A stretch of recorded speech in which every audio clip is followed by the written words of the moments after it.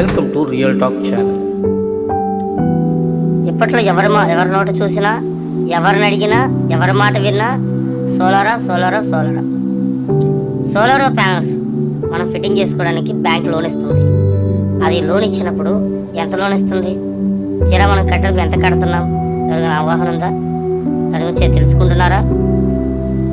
గమనించండి, ప్రతి ఒక్కరు కూడా దాని గురించి ఆలోచించాలి.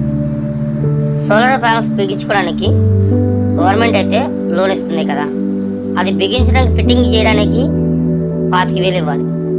మళ్ళీ అక్కడి నుంచి వాళ్ళు ఫిట్టింగ్ చేసేంత వరకు దానికి కావాల్సిన ఎవరు చెప్పరు.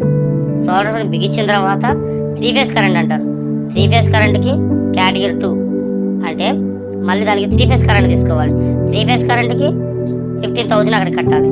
మళ్ళీ ఆ బిగించినప్పుడు ఆ వైర్లు ఖర్చు, లేబర్ ఛార్జెస్ టోటల్గా ఏదైనా కానీ అది ఒక ఇంచుమించుగా ఒక 25,000 దాకా అది అవుతుంది.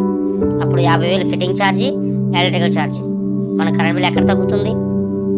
సో దాని గురించి గమనించండి, ఆలోచించండి. ఈ కరెంట్ బిల్ ఛార్జెస్ గురించి మళ్ళీ ఒకసారి మీకు డీటెయిల్గా ఇంకొక వీడియోలో నేను చెప్పబోతున్నాను.